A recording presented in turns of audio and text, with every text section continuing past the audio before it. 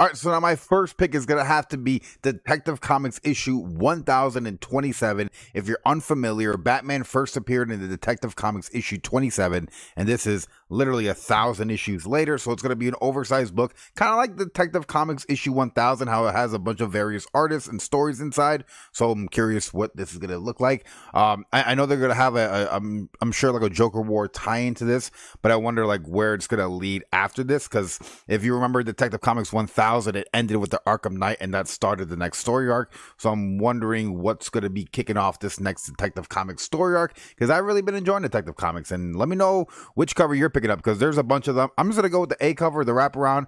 I recommend just picking up one, because they usually can kind of fall down in price after a while. All right, now my second pick is coming out of Marvel's Thor issue number 7, which cover wise, I really like that B cover with Thor sitting on that throne. Looks pretty badass. I've been enjoying the Thor run. Issue 6 was kind of a letdown for me. I felt like that was a pretty bad way to wrap up an arc, and I hope they kind of touch on things, because it just felt like, I don't know, issues 1 through 5 were really good, and then I don't know why they came out with that issue 6. That's just me. I'm still in on Thor. I'm still enjoying it. I'm still looking to see if this is going to be a book that I might take off the pull list. Probably not, but well, we'll see, man. Next one is an Image number 1 by Chip Zdarsky, Stillwater.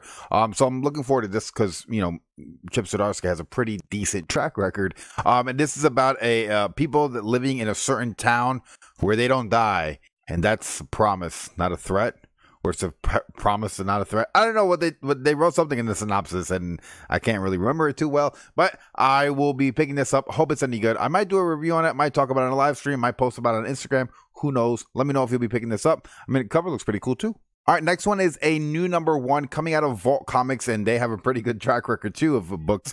And this one, number 1, this C cover looks freaking awesome. The red with the guy pointing the gun down, and well, this guy died, but his job is not over. So that's kind of like the introduction to the story. I'm interested to see how good of a book this is, because I mean, the A, B, and C cover, they all look pretty good. If I seen this on the shelf, I would probably gravitate towards it and pick it up, because it looks pretty badass. And Vault Comics, they don't do bad books. I mean, I'm trying to think of a bad one. Let me know if there's a Vault comic that you're not a fan of.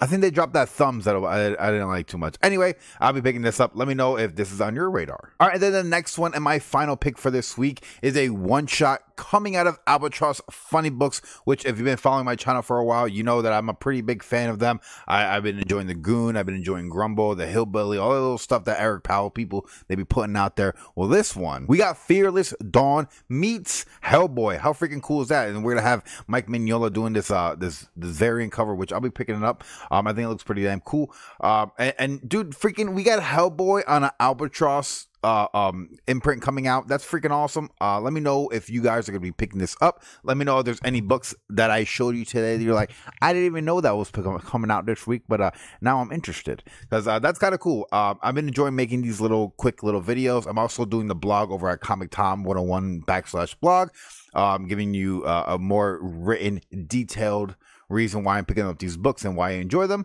And if you're new here, make sure to subscribe, smash a like. I'll see you guys later. Peace.